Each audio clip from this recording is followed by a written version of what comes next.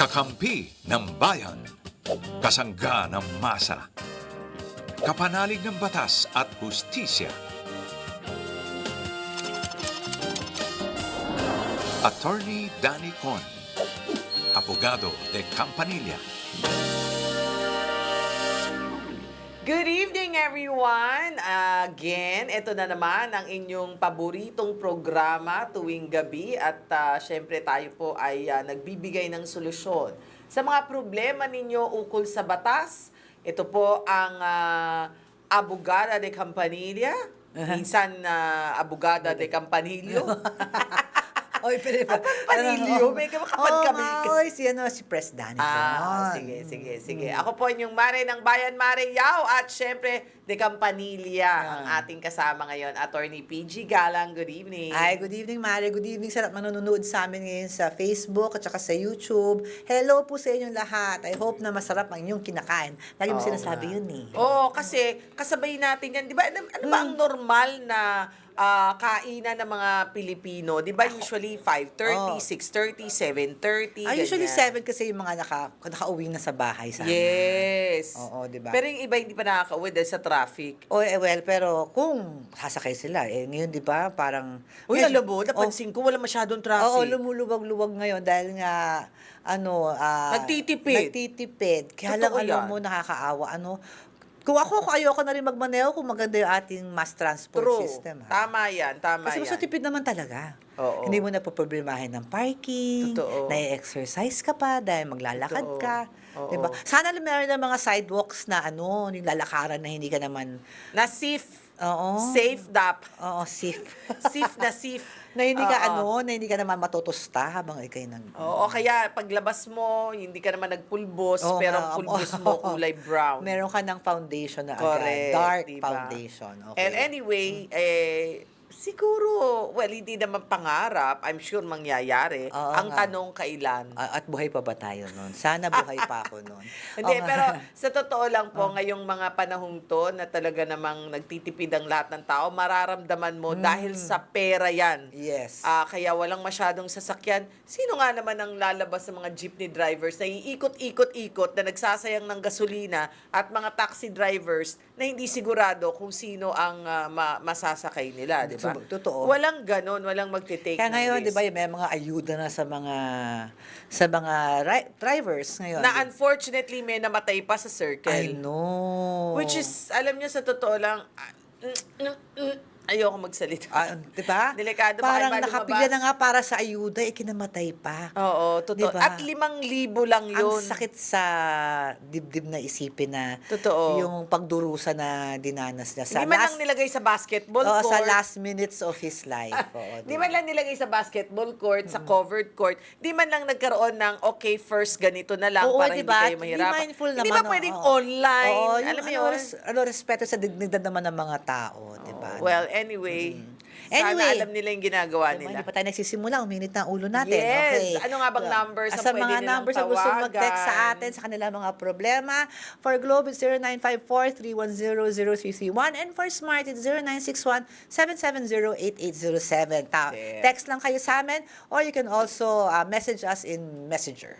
Facebook. Yan, Facebook. Okay. okay. So, eto na. Are you ready, attorney? Ready! Si Carla, siya ay 33 years old ng Cavite. Sabi niya, magandang gabi po. Attorney, humihingi po sana ako ng payo tungkol sa sitwasyon ng kaibigan ko na hindi kayang ipagpatuloy ang pagbabayad ng bahay at lupa na kinuha ng isang developer. Kinuha niya sa isang developer. Nakinuha niya sa isang developer. Sinubukan po niyang mag-request ng refund under the Maceda law, pero hindi siya in-entertain ng developer. Hindi rin po pumapayag ang developer na i-transfer ang mortgage sa hindi niya kamag-anak. Dahil dito, plano po sana na magkaroon na lang ng internal arrangement. Kukuha po kami ng abogado para gumawa ng kontrata sa pagitan naming dalawa para sa seguridad namin.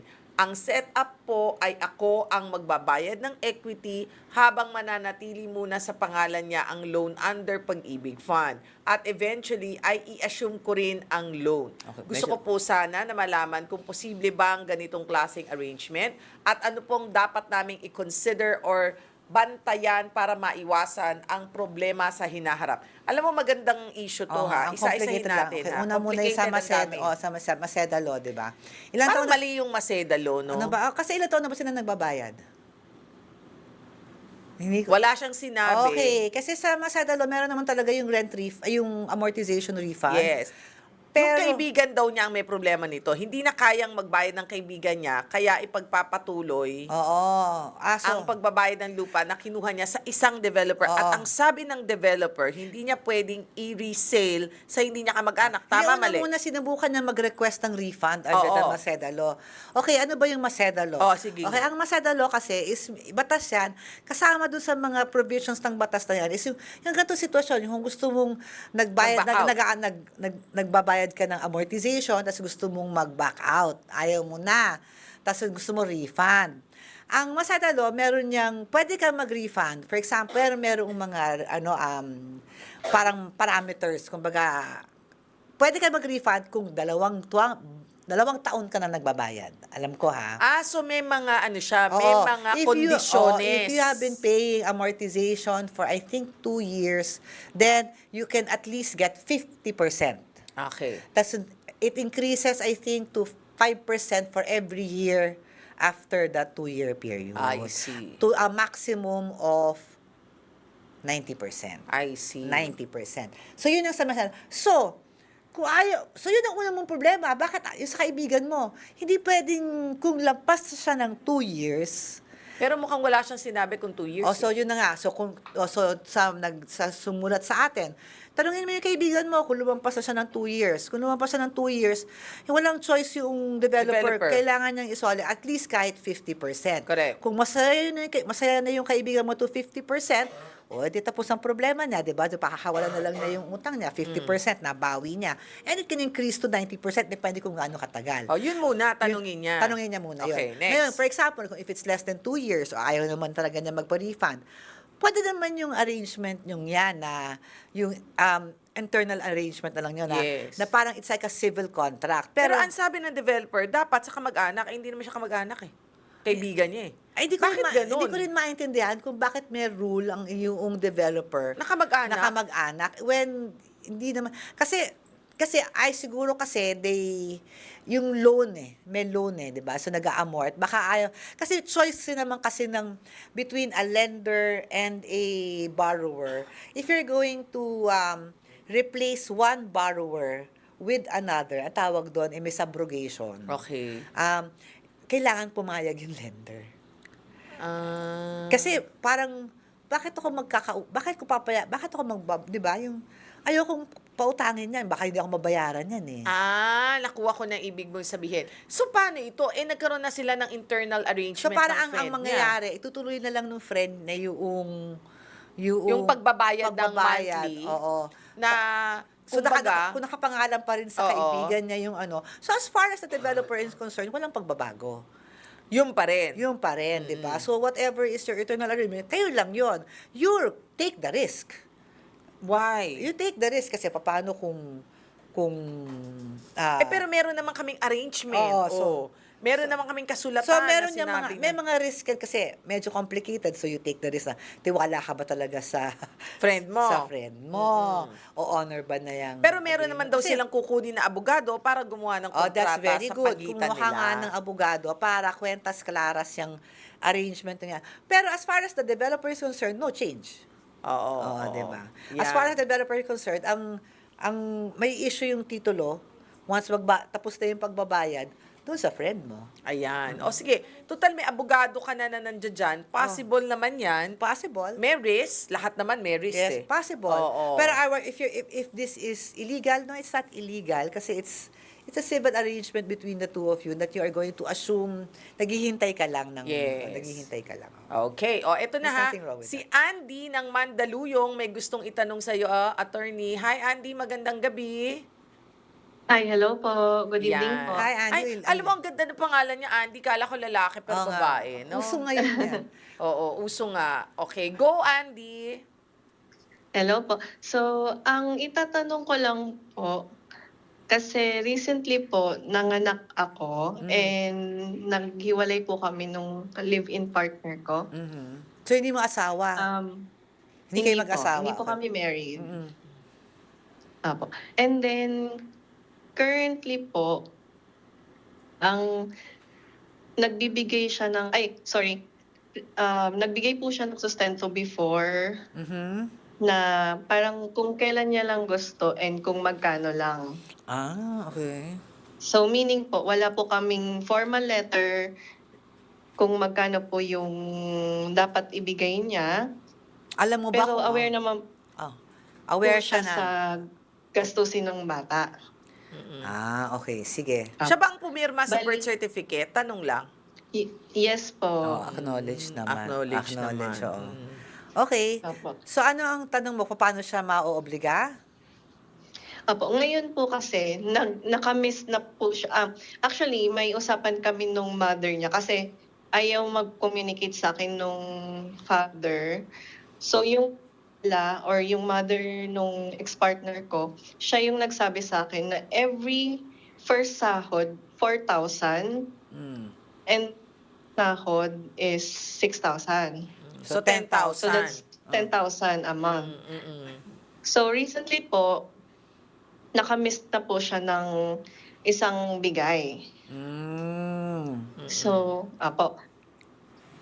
Okay. Bali, ang sabi ko po is, lalapit na lang po or hihingian ko na lang po ng legal advice yung regarding kung paano na lang po siya maoobliga. Oo nga. Actually, okay, there are two ways, ha? Apo. There's a civil and a criminal, actually. Yung civil is petition for support. Sa family courts yan. Kasi kahit na hindi kayo kasal, may duty siya to support ang illegitimate child. So, hindi naman. Pero yun na nga lang, it will be tempered by his capacity to give support. So, May trabaho ba? May trabaho ba ang yung ex-partner? Apo. Actually, kami nagtatrabaho. Parehas kayo nagtatrabaho. Okay. Pero he still has to give support Yes. even if you're also working. So first of all, Andy, determine how much you need really before you do the civil case. There's a quicker way, pero hindi ko alam kung gusto mong gawin yon yung sa VAUSI kasi there is such Criminal case yun. kasi sa violence against women and children, failure to give support is an economic abuse, actually. Oh. So, one of the things, so yun, ano lang yan, pupunta ka lang sa women's desk ng police station malapit sa inyo, i-report mo yan. Tapos magkakaroon ng preliminary investigation. At ang kagandahan naman nito is that even though it's a criminal case, ang i-determine lang naman dyan is, I'm sure, is yung support. Ang lalabas dyan is protection order na kung saan i-determine na kung magkano yung kanyang ibibigay. Correct. So there are two ways of doing this. It's up to you. Yun na nga lang, kung good terms naman kayo nung asawa, ang partner mo or yung pamilya nun, syempre mas nakakagitla kasi ang criminal case of VAUSI as opposed to a civil case of support, di ba? So, Apo. nasa sayo na yan. Pero ilan taon na yung bata? Bagong panganak. Bagong panganak eh. Di ba bagong ka panganak pala? Oh. Baby pa lang, ano? Apo, Baby. 3 months po baby nung iniwan niya po kami. Oh, di ba? Okay. Oo. So anyway, ang tanong ko, may trabaho naman yung lalaki, di ba Diba? sabi mo? So, may capacity siya to Apo. give support. Okay. So ang tanong ko sa'yo, ano yan, gusto mo ba siyang kasuhan? Kasi pwede mo nang takutin na yun pa lang. Oh. Kasi alam naman niya First yun of all, demand support. So, if you have... Sulat ka ng demand letter. Susunod ka ng demand letter na yung ilista mo na kung anong gusto mo. Pag hindi niya sinunod yun, saka ka pwede nang meron ka ng Yan. available na sa'yo ang civil case at pwede ka na rin mag-criminal case. Baka Ayun. actually, tip lang pero yun na nga lang, mas matipid ang criminal case. Oh. Kasi civil case, kailangan mo talaga mag-hire ng abogado sa family court. I'm sure naman, yung nanay, kung nalaman niya yan, na Oo, apo oo. niya talaga yan, at... Una nga siya nagbibigay. oo, kaya nga, ang sa akin is, talagang may kulong yan. Sabihin mo sa kanya, may kulong yan. O, nakapirma ka sa birth certificate. Lalo na mukhang sa kwento, Andy, parang iniwan na lang kayo kasi it is a crime to abandon a child under Actually 7. po, Oo. For more. Ano? Hindi na po kami in good terms kasi Kasuhan nung mo na lang. sinabihan ko po yung nung sinabihan ko po kasi yung guy na ayusin niya po yung pagbibigay ng sustento kasi alam niya naman po yung gastusin ng bata. Oo. Parang nagalit po siya. I-vouchy mo Pwes. na lang yan. Pwes, kung magagalit ka, kulong yan. Oo, i-vouchy mo na lang siya. Pero, Kasi abandonment Parang also. inaano niya po. Kasi there's Ay, sorry. there's such a thing sa revised penal code, Andy, ha? There's abandonment. Abandonment of a child under 7 is a crime. So it is for more than 3 months o kung more than 3 months na yan, abandonment na yan. Abandonment Okay. na You were yan. saying something. Ano sabi mo? Kailangan po ba may ilang beses po ba siyang ma-miss na walang ganung pagsusustento? Okay. walang ganung yung basta sinabi lang niya ayokong bigyan ng suporta yan, bahala kayo sa buhay niyo. Yun. O pwede na yun. Kahit na isang beses lang siya mag-miss. Basta takutin mo muna. Pag ayaw talaga, criminal case mo na. Di ba? Oh, mukha naman kasi tinan mo yung napilitan naman siyang napilitan na siya lumapit dun sa nanay Correct. Pero alam mo yun, hindi rin lahat sa kanya ha, kasi hati kayo, kasi Oo nga. illegitimate. Yan, eh. sinasabi ko Opo. nga, capacity to, lang naman capacity to, it also be tempered by his capacity to pay. So, titignan yung sweldo niya, titignan yung kung magkano kaya niya. Ilan taon na ba yung ex mo? Parang bata pa to sila. 27 po. Yan, Bata pa yan sila. kasi. Oo, bata. Ano ba? Uy, okay Kayo, na yun. ha? Okay na yung 27. Ako, kinasal ako nung 27 years old ako. Really? Hindi ba bata yun? Nung panahon ko, hindi na bata yun. Oo, Matanda na matanda tayo. 27 was ngayon, bata yun. Alam mo, napansin ko na yung mga bata ngayon ayaw na mag-aasawa. Totoo. Ayaw na nagkakaanak. Ayaw na Kasi ang daming Pero nung time natin, responsibilidad. 27 was, actually, parang isip ko na, matanda na ako noon Oo nga. 27 Oo. Dati, sasabihin ng nanay mo, hindi ka na magkakaanak, bilisan Oo, mo. oo. Totoo. Kinakabahan ng Diba nanay ganon? ko. Wala ka na sa kalendaryo, dalian mo. Nung nag-law school pa ako, kinakabahan siya. Naku, baka hindi ka magka-boyfriend. Ay, may ganon. Ay, kasi nga, nag-law school ako, magiging abogada ako. Naku, hindi problema ng Magagalit. ating caller yun. Yan na nga. Meron na siyang anak na Anyway, maganda. sorry, nagchismisan na kami dito. Okay. Di ba? Good luck sa'yo, Good ha? luck, ha? Okay, take care of your baby. Okay, Opo. thank you. Okay, Thank you po. bye. Ako, kabalo talaga mami ko noon. Talaga? Oo. Sabi niya, hindi ka magkakaanak. Tapos, nung finally meron nanliligaw, ay, salamat, may nanliligaw sa anak ko. Naunayan na! Oh, yan. Papasukin sa bahay. Nakakaloka. Totoo yun. Talaga. Oo, Eh, yun na ba yung asawa mo? Hindi. Hindi pa. Ah, So, pero dami the mo first choices. first boyfriend ko, asawa ko. Really? Ang daming choices. May naman. Aba here. Sige, eto na si Lisa ng Bulacan. Siya ay 39 years old. Magandang araw po. Humihingi po sana ako ng payo tungkol sa sitwasyon namin ng asawa ko. Mahigit 10 taon na kaming hindi... Walang intimacy. Ay, Ilan normal. Ilang taon siya? 39. 39, 10 years. Eh di 29 pa lang siya that time. Oo. Medyo natigang na siya. Natigang na siya. Sabi ko sana tigangers. Okay, sige. Okay. Walang intimacy o normal ba sa relasyon bilang mag-asawa? Para sa kanya ay okay lang daw ang ganitong setup. Sa side ko, nahihirapan na po ako at pakiramdam ko hindi na ito normal at healthy sa aming pagsasama. Gusto Hindi ko po nga naman sanang talaga malaman- normal yan. Pero parang di legal to eh. Ha? Gusto Hindi. ko po sanang malaman kung maaari ba itong maging legal ground para makipaghiwalay at magsampa ng kaso at ano pong options sa ilalim ng batas. Okay. Yes. Promise? Yes. Physical intimacy is part of marriage, one of the obligations. Basic obligation. So, pwede mong hiwalayan ng asawa mo dahil hindi mo nakikasiping? 10 years. Eh, paano kung OFW? Ha? Hindi, iba naman yun. Ito, refusal to eh. Arif, Ayaw eh. 'Di ba? Parang normal na. Wala na raw. alam mo, gusto ko lang itanong, Yes, baka okay. may kula ching-ching? Ay, hindi ko alam. Pero, okay. It falls under psychological incapacity. Perfectly. Article 36. Article 36 is one of the grounds for annulment for voidable, Oo. na kung saan, wherein one is incapable of fulfilling the basic requirements of marriage as respect to the other person. This is perfect. Kasi, one of the basic, ang sex. Alam mo, let's, ano na ba? Sex. Paano 70 years old na? Ito hindi nga. Hindi, joke lang. Paano kung 70? Wala na. Sobra ka naman kung 70 years old, humihingi ka pa nun. Okay. Pero I don't, hindi. Okay, tanongin natin sa mga may 70 I'm years sorry, old dito. that might be considered ageist. Malay mo kung gusto pa ni Lola ng... Ay na, walang labing-labing. ganyanan. So, Let's- 60 years old. Di ba? Go for it, Lola. Kung talaga magpakanal ka na rin kung ayaw na ni Lolo. Di ba? Talagang iniwanan na hindi na sumiping. Yes! Oo. Okay, ang tanong. Oh. Ang tanong. So, ibig sabihin, ground siya for Hindi, annulment? The ground for annulment is psychological incapacity. Which falls, It's Article 36 of the Family Code.